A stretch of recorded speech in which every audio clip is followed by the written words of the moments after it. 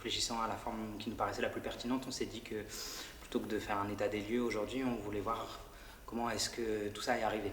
Comment est-ce que notre présent est héritier de périodes historiques, notamment coloniales, qui informent complètement la façon qu'on a de voir aujourd'hui les représentations qu'on a, les discours, etc., qui reviennent, qui parfois sont les mêmes qu'il y a 2 siècles.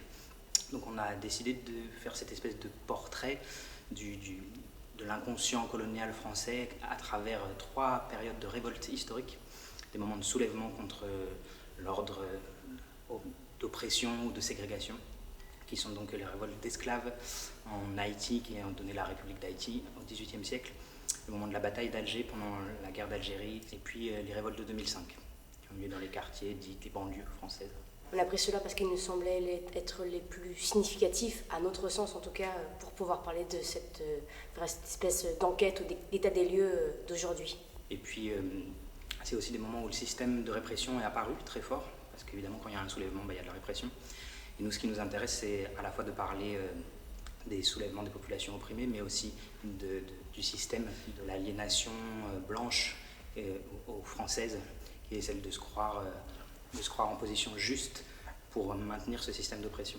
Je pense qu'on se rend compte au fur et à mesure de notre travail qu'on a peut-être une forme d'obsession pour la question de l'héritage et des fantômes et des choses qui nous travaillent et qui continuent à nous agir, et puis aussi pour la forme tragique. Donc une espèce de cycle de la violence, ce qui était le cas avec Change Me, où on voyait comment est-ce que cette histoire très contemporaine était travaillée en fait par cette question de la transidentité était une chose en fait très très ancienne et pas juste d'actualité. Du coup, pour nous, je pense que c'est une manière de parler aussi d'une espèce de mémoire invisible qui continue à nous agir et d'essayer de l'incarner au plateau et de la rendre sensible.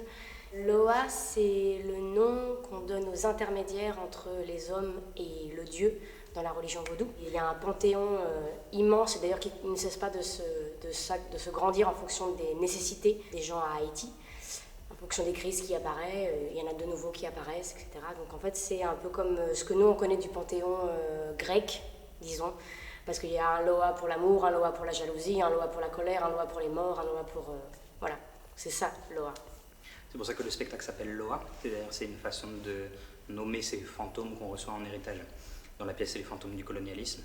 Et comment est-ce qu'on choisit de les regarder ou pas, et comment ils nous travaillent, quelle que soit la posture qu'on adopte, et comment ils sont aujourd'hui très très agissants à l'intérieur de notre société. C'est aussi en prenant acte de là d'où on vient qu'on peut un peu prendre de la hauteur, qu'on peut un peu déconstruire, se rendre compte de qu'est-ce qui nous agit, à quel point on est d'une certaine forme, on vit dans une certaine forme d'aliénation quand même. Et du coup, de rendre visible ou d'incarner permet un tout petit peu de prendre de la hauteur, et du coup que notre décision ne soit moins impensée, soit plus comme si on prenait plus acte de quoi nous sommes héritiers, et du coup, quel choix on fait par rapport à ça, du coup, comment on se positionne par rapport à cet héritage. Parfois, les gens ils lisent le spectacle comme un spectacle documentaire avec 3 époques bien séparées, alors qu'en fait, nous, ce qu'on a cherché, c'est que chacune de ces époques soit un écho avec notre monde contemporain. Et tous les extraits qu'on a choisis sont pour faire écho, pour que les gens se rendent compte qu'en fait, ces choses-là sont encore actives aujourd'hui. Donc, c'est vraiment plus un spectacle documenté que documentaire. On n'a pas envie que les gens apprennent des choses, on a envie qu'ils sentent des choses. On espère que les gens soient touchés et pas juste que ce soit leur cerveau qui soit mis en action, mais aussi leur être, disons.